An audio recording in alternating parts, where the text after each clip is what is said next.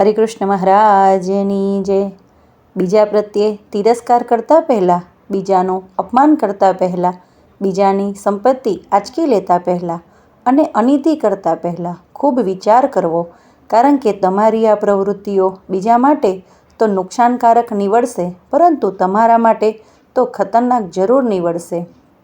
શબ્દો વિનાનું સમર્પણ દાદા ખાચર ને લક્ષ્મીજી જેવું, ફરિયાદ વિનાનો સ્નેહ જીવબા લાડુબા સીતાજી જેવો અને સ્વાર્થ વિનાની સેવા મૂળજી બ્રહ્મચારી હનુમાનજી જેવી જેના જીવનમાં હોય એ પરમ એકાંતિક ભક્ત કહેવાય છે.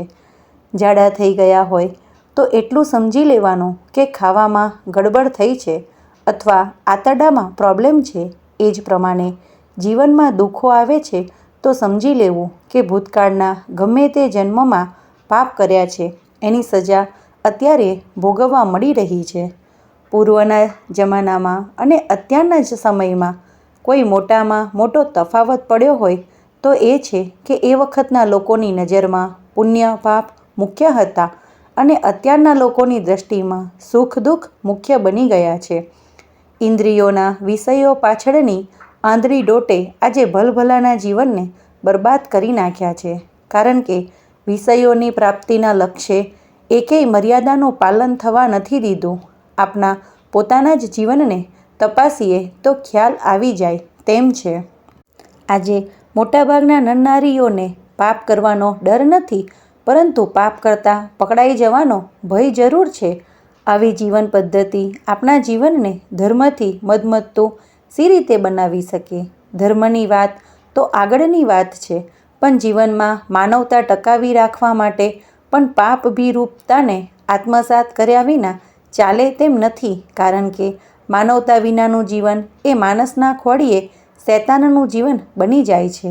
જેમ પંચ વિષયના સુખનું આકર્ષણ પાપ કરાવ્યા વિના રહેતું નથી, તેમ પંચ વિષયના સુખો પ્રત્યેનો તિરસ્કાર પાપથી દૂર રાખ્યા વિના રહેતો નથી.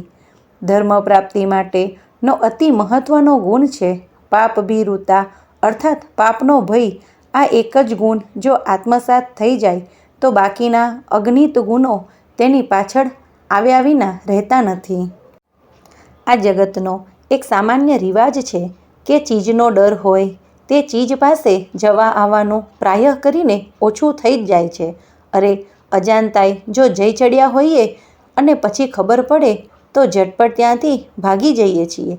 સાપનો ડર આપણને સાપથી સતત દૂર જ રાખે છે, તેમ જીવનમાં એકવાર પાપનો ડર પેસી જશે તો એ ડર આપણને પાપથી સતત દૂર જ રાખશે. પાપની બીક લાગવા માંડે તો જીવન અનેકવિધ સદ્ગુણોથી મદમત્તું બની જાય છે, પરંતુ આજના સમયમાં મોટાભાગના નરનારીઓમાંથી પાપભીરુતા ચાલી ગઈ છે અને એટલા માટે જ કલ્પનાતીત પ્રમાણમાં અને કલ્પી ન શકાય એવા પ્રકારના પાપો અનેક ક્ષેત્રમાં પ્રવેશી ચૂક્યા છે.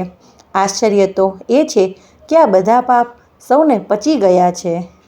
દુર્જન માણસોને દોષ પ્રત્યે કુની લાગણી હોય છે, સદ્ગુણો પ્રત્યે ઉપેક્ષિત વલણ હોય છે, ઇન્દ્રિયોના વિષયો પ્રત્યેનું તીવ્ર આકર્ષણ હોય છે, શરીરના સુખનું જીવનમાં પ્રાધાન્ય હોય છે અને માત્ર આ લોક પ્રત્યે દ્રષ્ટિ હોય છે. યમપુરીના દુઃખ કે અક્ષરધામના સુખમાં તે માનતા નથી. જેને વિષયો પ્રત્યે દુઃખની અને દોષની જ વેદના છે તે અનેક પ્રયત્નો કરવા છતાં પાપ કરી શકતો નથી. આધ્યાત્મિક જગતમાં સફળતા મેળવવા માટે એક વાત ખાસ યાદ રાખવા જેવી: ધર્મમાં પ્રવૃત્તિ કદાચ 2-4 દિવસ વહેલા મોડા થશે તો ચાલશે, પરંતુ પાપથી નિવૃત્તિ તો વહેલી તકે થવું જ પડશે, કારણ કે પાપ નિવૃત્તિ વિનાની કેવળ ધર્મ પ્રવૃત્તિ જોઈએ તેવી સફળતા આપે એ વાતમાં કોઈ માલ નથી. હે વાલા ભક્તો, ક્રોધના 4 પરિણામ છે. વિરોધ: જેના પર ક્રોધ થાય છે એના પ્રત્યે મનમાં વિરોધની લાગણી ઊભી થઈ જાય છે. વિગ્રહ: વિરોધની એ લાગણી આગળ વધતા વિગ્રહ અર્થાત સંઘર્ષને જન્મ આપે છે. વિભાજન: એ સંઘર્ષ આગળ ચાલતા ચાલતા છેવટે પરિણામ એ આવે છે કે 2 વ્યક્તિ 1 કલાક માટે પણ સાથે રહેવા તૈયાર થતા નથી. વેર: વિભાજન થયા પછી જે બંને વચ્ચે વેરભાવ ચાલુ રહે છે.